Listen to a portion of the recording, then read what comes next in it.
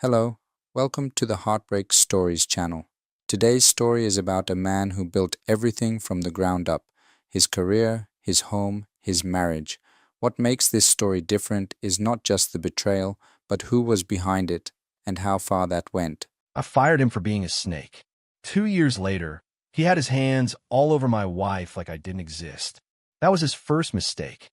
His second was thinking I'd walk away quietly. I don't walk away. I document, I plan, and I make sure every lie has a price tag attached to it. My name is Clayton Merritt. I'm 44 years old, and for the last 11 years I've worked as a regional manager for Caldwell Construction out of Columbus, Ohio. I oversee 6 active job sites, manage contracts, handle subcontractors, and make the calls that keep projects on schedule and under budget. If a crew isn't pulling its weight, I'm the one who has that conversation. I've never enjoyed firing people, but I've never lost sleep over it either, not when it's earned. I met Naomi at a friend's cookout in the summer of 2010. She had this way of laughing with her whole body, shoulders shaking, head thrown back, completely unguarded. I thought she was the most alive person I'd ever seen. We dated for 2 years, married in a small ceremony outside Dayton, bought a house in Westerville, got a rescue mutt named Bruno who immediately claimed the couch as his own.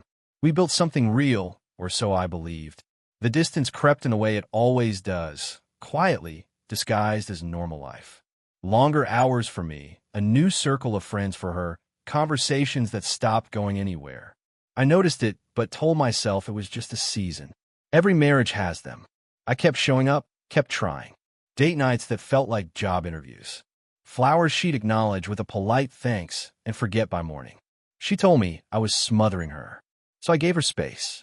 Looking back, I handed her a shovel and called it breathing room. I should have trusted what my gut had been telling me for months. That Tuesday, I left the Glenbrook site early. One of my foremen had flagged a concrete delivery issue, and I'd handled it by phone, which meant I was on Route 9 headed home by 4:30 instead of 6. Bruno needed his evening walk, and Naomi had said she'd be working late. Some extended project meeting she'd texted that morning. I missed my exit. Not distracted, not tired. Just missed it the way you sometimes do when your mind is already somewhere else. I looped around through the Riverside neighborhood, cutting back toward Westerville on Morse Road. That's when I saw her car. A white Subaru Outback with a small dent in the rear bumper I'd been meaning to fix for a year, parked in front of a brick 2-story on Garfield Terrace I'd never seen before. I pulled over and sat there with the engine running. I knew the address. Not because I'd been there, because I'd seen it in a screenshot I wasn't supposed to see 3 weeks earlier. A calendar notification that popped up when Naomi's phone lit up on the kitchen table. She grabbed it fast.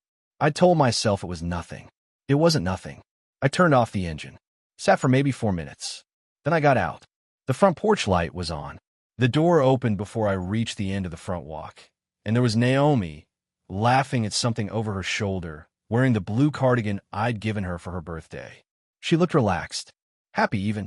The kind of happy she hadn't looked around me in a long time. Then he followed her out. Derek Payne, 38 years old, broad shoulders, the practiced ease of a man who thinks the world owes him a favorable outcome. I recognized him the same instant my stomach turned to stone. Derek had worked under me at Caldwell for 14 months before I terminated his contract 2 years ago.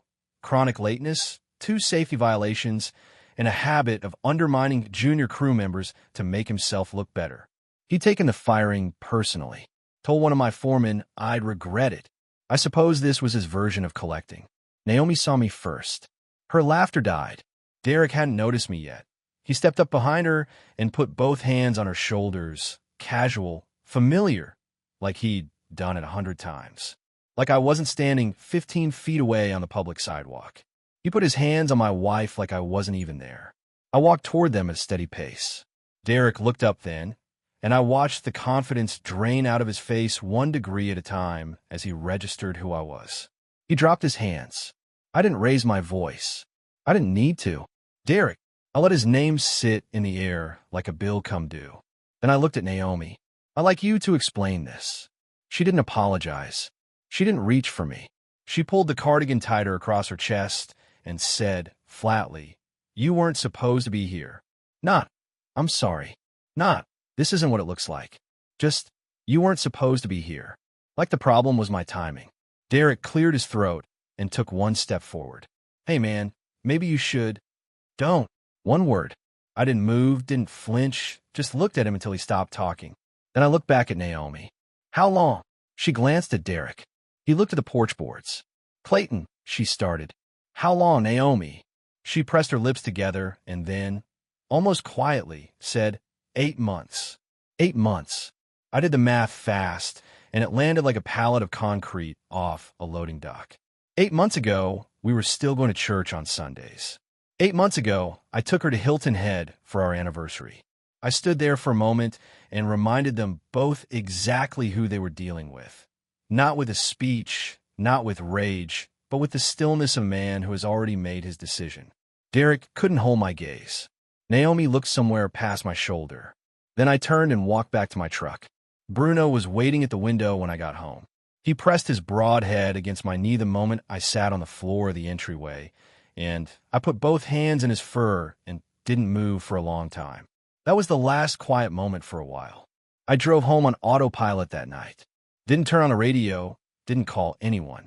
Just watched the road and let my mind run through the math of 8 months the way I'd run through a budget, line by line, date by date, looking for where the numbers stopped adding up. Bruno was already asleep by the time I heard Naomi's car in the driveway. I didn't move from the kitchen table. I just sat there with a glass of water I hadn't touched and waited. She came in through the side door, keys jingling, and stopped when she saw me. We need to talk, I said. She set her bag down slowly. Clayton, sit down, Naomi. She sat, and for a moment, she looked like the woman I married, uncertain, a little soft around the edges. Then she straightened her back and the mask came back up. I know what you're going to say, she began. Then save us both some time and don't make me drag it out of you. I kept my voice even. Derek Payne, 8 months. Walls, don't I know? She looked at the table. That's most of it. Most of it, I repeated. So there's more. She exhaled slowly. It started before the summer. It wasn't planned, it just... Don't. I held up one hand. Don't tell me it just happened. Parking your car at his house doesn't just happen. Wearing my gift to his porch doesn't just happen. That landed. She glanced down at the cardigan, and for the first time something close to shame moved across her face. You knew who he was? I pressed. You knew I fired him. You knew exactly what kind of man he is. She didn't answer right away. When she did, her voice was quieter. He was different with me. I almost laughed. He got fired for cutting corners on a job site and intimidating the guys under him. That's not a personality someone switches off for the right woman. Naomi. That's who he is. She folded her hands on the table. I'm not going to sit here and defend him to you. Then defend yourself. Tell me what I did wrong. Tell me what I missed. You didn't do anything wrong. She said it like it was supposed to be a comfort. That's not what this is about. Then what is it about? She was quiet for a long moment, eyes somewhere past my shoulder. Then, I stopped feeling like a priority. I stopped feeling like you actually saw me. I sat with that. Let's settle. Because part of me, the part that had been lying awake at night for months, recognized something in those words. And part of me knew she was using a real feeling as a cover story for a choice she'd already made long before she bothered to say any of this to me. You could have told me that, I said finally. You could have said those exact words 6 months ago, and I would have listened. But you didn't come to me. You went to him. And not just any him. The man who spent 14 months trying to undermine my job and left my site threatening to get even. Her jaw tightened. I didn't know about that. You knew I fired him for cause. You knew I didn't speak highly of him. That's enough. She stood up, moved to the counter, arms crossed. So what now? You want me to beg? You want an apology you can hold over me? I stood up too. I want the truth for once. That's all I ever wanted. She turned to face me, and her expression shifted, cooler, more controlled. The version of Naomi that knew how to manage a room. The truth is this marriage stopped working a long time ago. I didn't handle it right. I know that. But you need to accept that we're not the same people who got married and dating. No, I agreed quietly. We're not. Because one of us changed without telling the other. She didn't have an answer for that. I walked to the back door and let Bruno out into the yard. Stood on the deck and watched him nose around the edge of the fence in the dark. The air smelled like cut grass and coming rain. Behind me, I heard Naomi go upstairs. No more words, no more attempts. I stayed on that deck for a long time. When I came back inside, I went straight to the desk in the spare room and opened my laptop. I wasn't angry anymore. Anger burns fast. What I felt instead was cold and clear and deliberate. I opened the shared cloud account we use for household documents, the one she hadn't thought to change the password on, and I started reading. Well, I found there changed everything. This wasn't a stumble. This was a system. I've managed construction projects long enough to know that the most dangerous problems are the ones that look minor on the surface. A hairline fracture in a load-bearing wall. A contractor who files clean reports but never quite finishes on time. You learn to document everything because the day you need proof is never the day you expect it. That instinct saved me. I spent the early morning hours at the spare room desk with a legal pad and my laptop, building what I mentally called the file. Bank statements first. I had access to all our joint accounts, and what I found made my jaw tighten. Recurring transfers, small enough not to trigger a conversation, large enough to add up fast. Over 8 months, just under $4,000 had moved from our joint savings into an account I didn't recognize. The transfers were labeled personal expenses. Then the cloud drive. Naomi used it for everything. Grocery lists, home warranty documents, her sister's birthday reminders.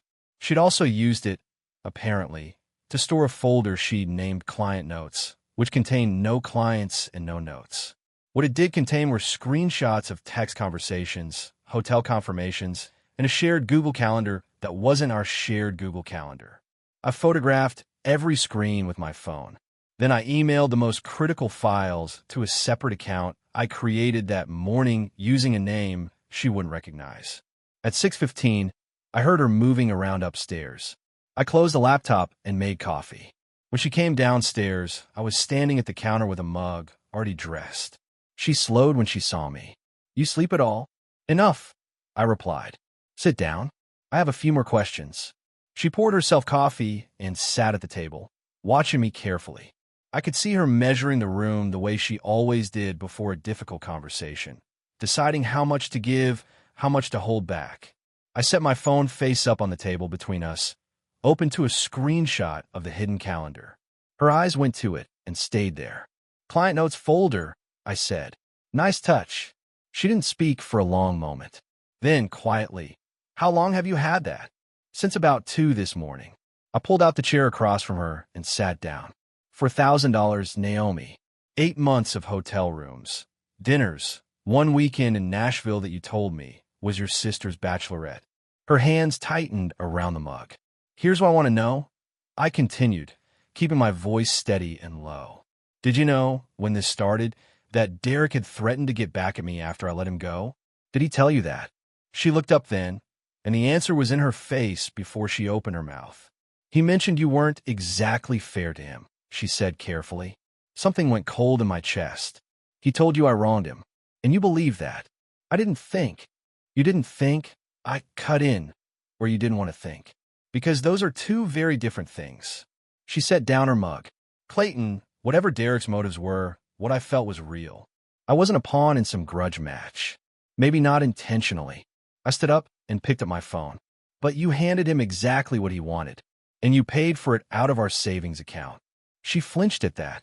I walked to the door, then stopped and turned back. "I'm going to ask you one more time, and I want a straight answer. Is there anything else I don't know? Any other accounts? Any other arrangements I'm going to find when I keep looking?" She was quiet for several seconds. "Then, no." I nodded once. "Good, because I'm going to keep looking." I drove to the office and spent the morning focused on the Glenbrook site reports, because work doesn't stop because your life falls apart, and because staying busy kept the cold thing in my chest from spreading. At noon, I called Owen Burke, my oldest friend, and told him I needed to meet that evening. Owen showed up at my place at 7 with a six-pack and no questions until I was ready. I laid it all out: the discovery, the confrontation, Derek Payne, the money, the calendar. He listened without interrupting, which is one of the things that makes Owen Owen. When I finished, he leaned forward with his elbows on his knees. "What are you going to do?" "I've already started," I said. "About everything documented. I'm calling a lawyer tomorrow." He nodded slowly. You need anything from me? Not yet, but I will. Bruno jumped up beside me on the couch and settled his weight against my leg.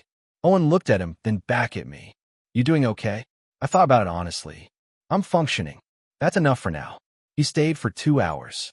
We didn't talk about Naomi the whole time. We talked about the Bengals, a job site problem I'd been turning over, his daughter's college applications. Normal things. Necessary things. When he left, I sat alone in the quiet house and felt the shape of what was coming. Not with dread, with the kind of focus I bring to a project that has no margin for error. I had work to do. The lawyer's name was Patricia Holt, referred by a colleague who'd been through a divorce 3 years earlier and come out standing. She had an office on North High Street, a firm handshake, and the manner of someone who had heard every variation of this story and still took each one seriously. I sat across from her on Wednesday morning and set a manila folder on her desk. She opened it, scanned the first few pages, and looked up. You put this together last night? 2 nights ago and yesterday, I said. I wanted to come in with something concrete. She turned a few more pages. This is thorough. Bank transfers, time-stamped calendar entries, the hotel confirmations. She paused at the Nashville receipt, all from jointly accessible accounts. Every one. She closed the folder and folded her hands on top of it. Mr. Merritt, based on what you've brought me, you're in a strong position. The financial transfers complicate things for her significantly. Ohio is an equitable distribution state, but documentation of this kind of expenditure matters. We spent 90 minutes going through specifics. The house, in both our names, purchased 6 years ago. The joint savings. My pension through Caldwell. Her part-time consulting income she'd never fully disclosed. By the time I left, the process had officially begun. I drove home feeling something I hadn't expected. Relief. Not happiness, not closure, just the clean sensation of a decision made and locked in. Naomi was working from home that afternoon. She was at the kitchen table with her laptop when I came in, and she looked up with an expression I couldn't quite read. Cautious, maybe, waiting to see which version of me had walked through the door. I set a sealed envelope on the counter beside her. She looked at it without touching it. What is that? Open it, I said. She did. Her eyes moved across the first page slowly, then faster. When she looked up, something in her face had shifted, not the controlled composure I'd been dealing with for days, but something rawer underneath it. You filed already, she said. I retained an attorney this morning. She stood up from the table. Clayton, we haven't talked about whether this is what we both want. I know what I want. I kept my voice level, and I know what you chose. Those two things don't leave a lot of room for a different conversation. She set the papers down. So that's it. You're just done. Naomi. I looked at her steadily. You spent 8 months for $1,000 and every free Tuesday and Saturday building something with a man who took that job specifically because of his grudge against me. You had a second calendar, a second account, and a cover story for every weekend. That's not a mistake. That's a decision. A long series of them. Her voice dropped. I told you I wasn't happy. You told me you needed space. That's not the same thing. I picked up my keys from the counter. I'm going to stay at Owen's for a few nights. I'll be back Saturday to get some things. Patricia Holt's contact information is on the second page. You'll want to find your own representation.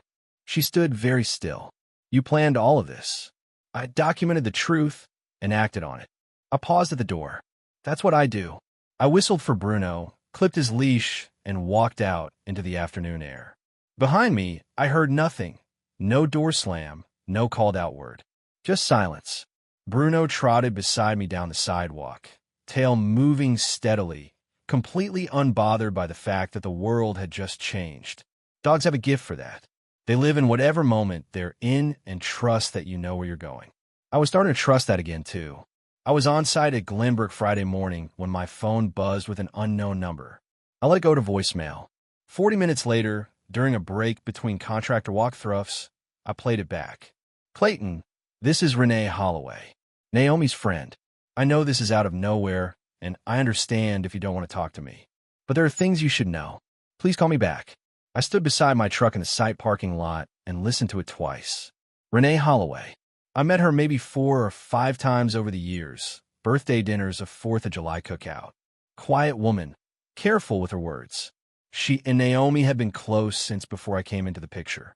I called her back within the minute. She answered on the second ring. Her voice was steady but tight, the way people sound when they've been rehearsing something difficult. She asked if we could meet in person somewhere away from the neighborhood. I suggested a coffee shop off Morse Road. I knew she wouldn't normally have reason to visit. She was already there when I arrived, a half-drunk tea in front of her and a manila envelope on the table. I sat down and waited. I've been going back and forth about this for 2 months, she said. I want you to know that. I appreciate you making the call, I replied. She slid the envelope across the table. I didn't print everything, just what I thought mattered most. The rest I can forward if your attorney needs it. I opened it carefully. Screenshots, text conversations between Renee and Naomi. I scanned the first few and felt the temperature in the room drop.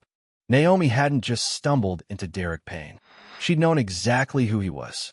There were messages going back 14 months before the affair started, in which she mentioned running into him, then talking to him, then meeting him for coffee. And in one message, dated about 2 weeks before I would have estimated the affair began, Naomi had written, "He's still bitter about Clayton letting him go. Honestly, I get it. Clayton can be cold when he decides someone's done." Renee watched me read. She didn't fill the silence with apologies. She knew about his grievance against me. I said, not looking up. She knew, and she didn't tell you. Renee wrapped both hands around her mug. I told her she was playing with fire. I told her twice. She said she could handle it and that it wasn't serious. She paused. Then it became serious, and she asked me to cover for her at a family thing in March. I said no. That's when we stopped talking as much. I set the papers down. She used you before that, though, as an alibi. Renee nodded. Just once, but it was enough. A few times. I didn't know what I was covering for. When I figured it out, I stopped. We sat there for a moment. Outside, a light rain had started against the coffee shop window. "Why now?" I asked. She looked at me directly. "Because I found out she's telling people you became controlling after the separation. That you're making her life difficult on purpose." Her jaw tightened slightly, and that didn't sit right with me. "You've never been anything but decent to everyone I've ever seen you interact with." I thanked her, genuinely. She nodded, finished her tea, and left without making it into more than it was. I sat there for another 10 minutes, going back through the messages.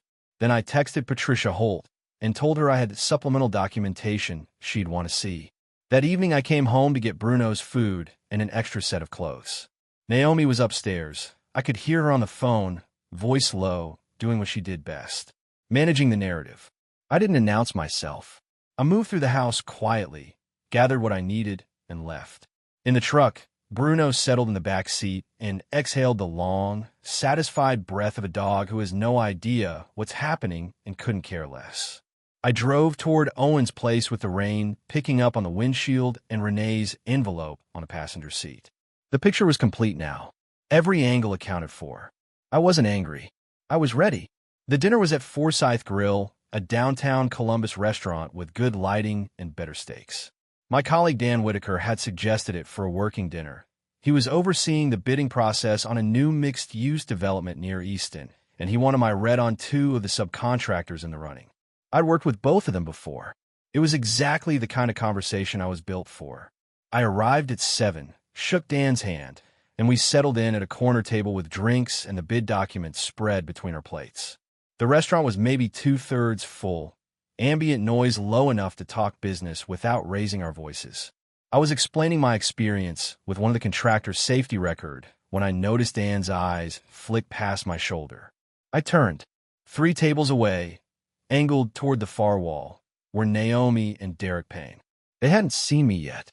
Naomi was talking, gesturing slightly with her wine glass, and Derek was leaning in the way men do when they want someone to think they're listening. He had one arm stretched across the table toward her, fingers close to her hand.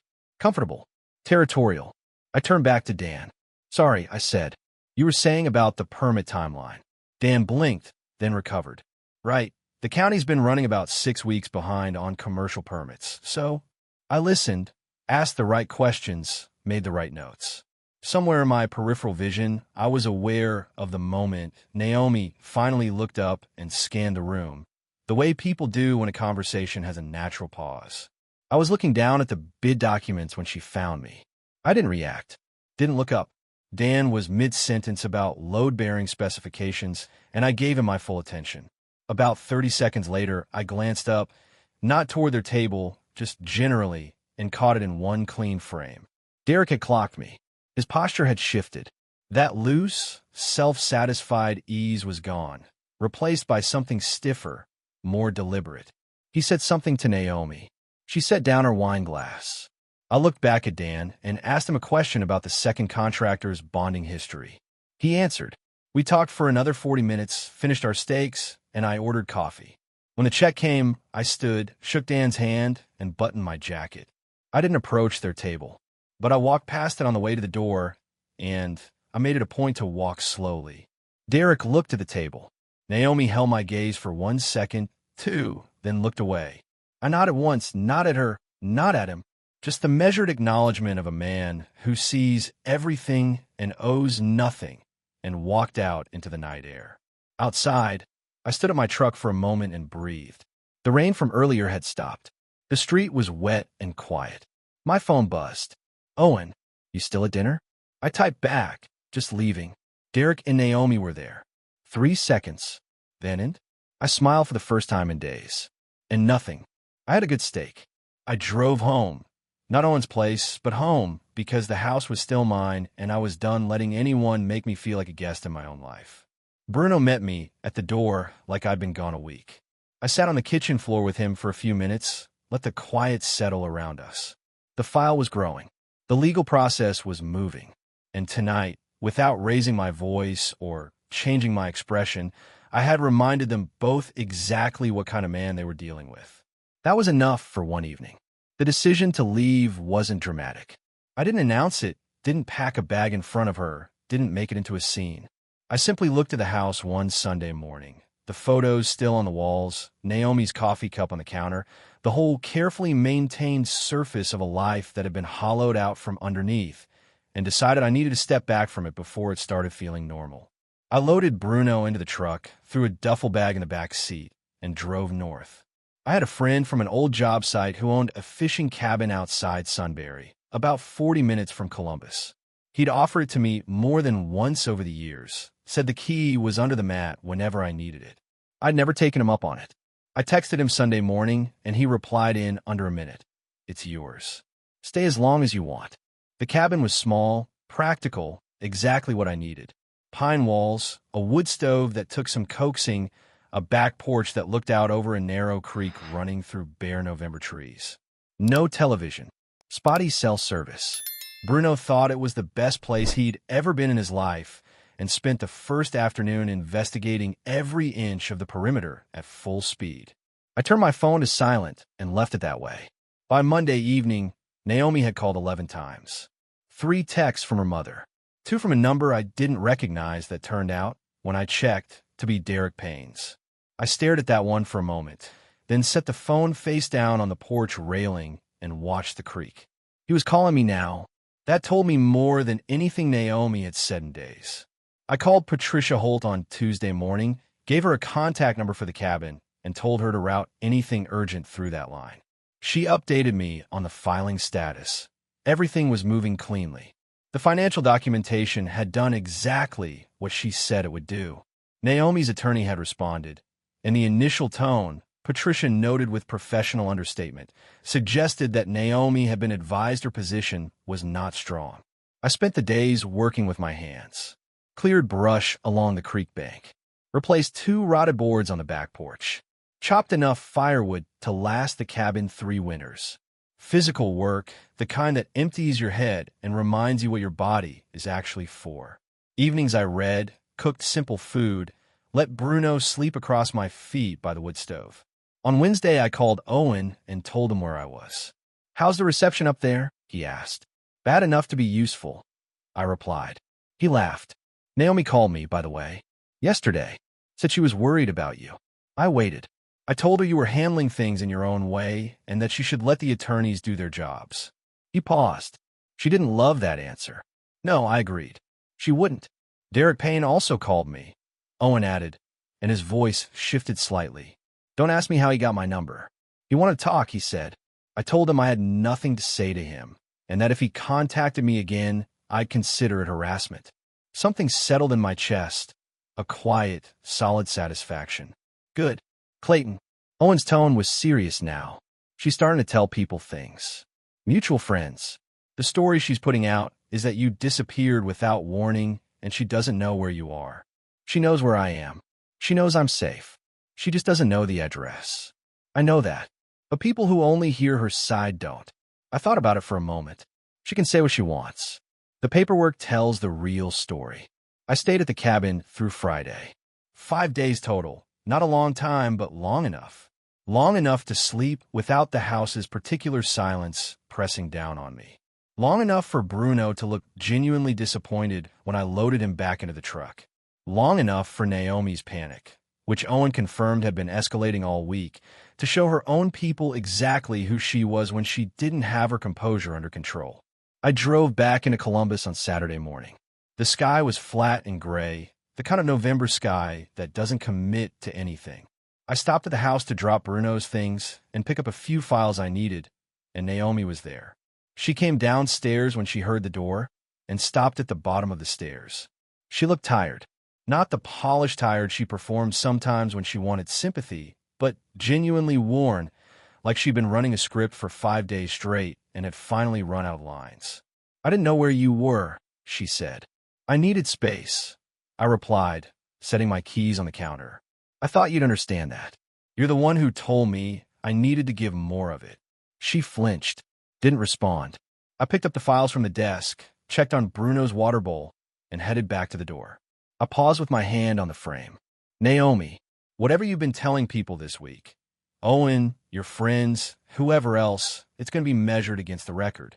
You know what that record says. I kept my voice even. Act accordingly. I left her standing in the hallway.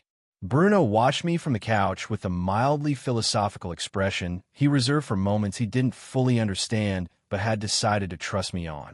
I gave him a scratch behind the ears and walked out. The silence behind me was hers now. She could do what she wanted with it. The post went up on a Saturday evening. I found out about it from a text from my colleague Dan Whitaker, who sent a screenshot with a simple message. Saw this. Thought you should know. It was Naomi's social media, a platform she used mostly for home decor and the occasional dinner photo. The post was a photograph of an empty coffee mug on a windowsill, rain on the glass behind it, the caption carefully composed, "Some seasons strip everything away. Grateful for the people who show up when the person who was supposed to be there just disappears. Healing is non-linear, but it's happening." 46 likes. A string of comments. Sending love, you deserve so much better, we're here for you. From people who had no idea what they were actually supporting. I read it twice. Set my phone down. Picked it up again. I had two options. Ignore it, which was the dignified choice and the one that protected my legal position. Or respond, which was the emotionally satisfying choice and the one that would cost me. I ignored it. What I did instead was send 3 people a document. Not a post, not a public statement.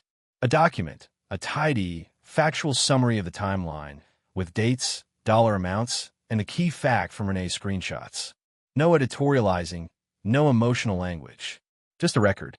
I sent it to Dan, to my friend Greg Tully from the Industry Association, and to Naomi's cousin Bev, who I knew was one of the people closest to her family and would understand what she was reading. I did not ask them to share it.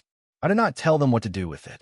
I simply made sure that the people most likely to hear Naomi's version also had access to mine. Within 24 hours, the comment section on her post had gone quiet. No new supportive messages. A few of the earlier ones deleted. Dan texted me. Bev called me. She's not happy with Naomi. I didn't respond to that one. Naomi called me Sunday night, and her voice when I answered was different. The careful control stripped back, something rawer and sharper underneath. You sent that document to Bev, she said. Not a question. I shared accurate information with a few people. I replied. You're trying to destroy me. I'm trying to make sure the truth is available to people who are being told a story, I said. That's not destruction. That's documentation. She went quiet for a moment. Then, my attorney says you've been thorough.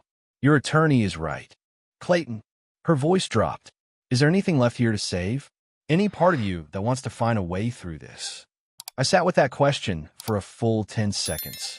Not because I was tempted, but because she deserved a real answer. No, I said. There isn't. Not after what I found in that folder.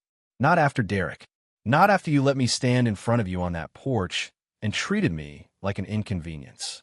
I kept my voice level. What I want is for this to be finished cleanly and fairly, and then I want to move forward. That's all I want from you now. She spent 8 months lying, cheating, spending their money, and then she calls and asks if there's anything left to save. Clayton gave her the most honest answer he could, and honestly, I respect him for it. She didn't respond. After a moment, the line went quiet. I set the phone down and looked across the living room at Bruno, who had arranged himself in the exact center of the couch with the authority of a dog who has decided that the furniture situation has permanently improved. I wasn't angry. I wasn't even sad. What I felt was something close to clear-headed, the feeling that comes when a long, complicated project finally shows you the path to completion. The path was there. I could see it clearly. I just had to walk it. The call from my mother came on a Wednesday evening, 3 weeks into the legal process. I was at Owen's kitchen table going through the latest round of documents Patricia had forwarded. A response from Naomi's attorney that was, as Patricia had predicted, considerably less aggressive than the opening position. The financial documentation had done its work. My mother, Irene Merritt, was 68 years old and had lived alone in a house outside Dayton since my father passed 9 years ago. She called me every Sunday without fail, brief and practical. How's the job? How's the weather? How's Bruno? She did not call on Wednesdays. When her name appeared on my screen that evening, I stepped away from the table and answered. Clayton. Her voice was steady, the way it always was, but underneath the steadiness was something careful. Something she'd been carrying for a while. I spoke to Naomi's mother today. Ellen called me. I leaned against the wall. What did she say? Her version of events. A pause. I listened. Then I told her I'd speak to you before forming any opinions. I appreciate that. I've been thinking about what to say to you for 2 days now. Her voice was quiet. I want to tell you something, and I need you to hear it as your mother, not as someone trying to make things better or worse. Go ahead. She took a breath. I never fully trusted Naomi. From the beginning, there was something in how she looked at you, not with love exactly, but with calculation, like she was measuring the distance between what you were and what she needed you to be. She stopped. I never said anything because you were happy or you seemed happy, and it wasn't my place to plant seeds of doubt in a marriage I hoped I was wrong about. Her voice tightened slightly. I was not wrong, and I'm sorry I stayed quiet. I stood there for a long moment and let that land. Mom, my voice came out lower than I intended. You have nothing to apologize for. I do, she said firmly. You're my son. I saw something, and I said nothing. I don't get to feel clean about that. You're telling me now. Now, it doesn't do much for the last 11 years. It does something for the next 40, I said. She was quiet for a moment. Then I heard her exhale, a long, slow breath, like she'd been holding it for a very long time. You sound like your father when you say things like that. I smiled. Couldn't help it. How is that? Infuriatingly reasonable. A pause, and I could hear the thin edge of a smile in her voice. Are you eating properly up there? Bruno and I are managing fine. That dog eats better than you do, and we both know it. She paused again. Clayton, come home for Thanksgiving. Bring Bruno. I'll make the turkey, and you can fix that gutter on the back of the house that's been pulling away from the eaves since September. I laughed for the first time in what felt like weeks. A real laugh, the kind that comes from somewhere uncomplicated. Deal. We talked for another 20 minutes, about nothing important, about everything necessary. When I hung up, Owen was standing in the kitchen doorway with 2 bottles of beer, having had the good sense to stay out of earshot. He handed me one. Good call. Yeah, I said. Good call. The following week, Patricia informed me that Naomi's attorney had accepted the revised settlement terms. The house stayed mine. The joint savings were divided per the documentation of her unauthorized transfers, meaning her share reflected the amount she'd already removed. Her consulting income had been formally disclosed. The process which Naomi had initially positioned as something she would contest vigorously, had deflated with the quiet efficiency of a structure that had lost its load-bearing wall. I signed the final documents on a Thursday morning in Patricia's office. Clear sky outside, the first cold snap of the season frosting the window glass. Patricia slid the papers across her desk one by one, and I signed each with the same pen, unhurried. When it was done, she looked at me with something like professional satisfaction. "You handled this well," she said. "Most people don't come in organized. Most people come in with feelings. You came in with a file." "I manage construction projects," I said. "Everything gets documented." She smiled. "Keep that habit." I walked out of her building and stood on North High Street for a moment, hands in my jacket pockets, the cold air sharp against my face. Bruno was at Owen's. Thanksgiving was 4 days away. The house was mine, legally and completely, and I had a gutter to fix in Dayton. I wasn't celebrating. There is nothing to celebrate in the wreckage of 11 years. But there was something to acknowledge, a foundation cleared of everything false, ready for whatever came next. I drove home and took Bruno for a long run through the neighborhood. He was, as always, completely delighted by this. For months after the papers were signed, I repainted the living room. Not because the old color was wrong, but because I needed the room to be mine in a way that went beyond the deed. I chose a deep gray-green, the color of the Ohio River on a cloudy afternoon, and I spent a Saturday doing it myself. Tape drop cloth, 2 coats, the radio on low. Bruno supervised from his spot by the window with the focused concern of a foreman who has doubts about the crew. The photos came down before the first coat went on.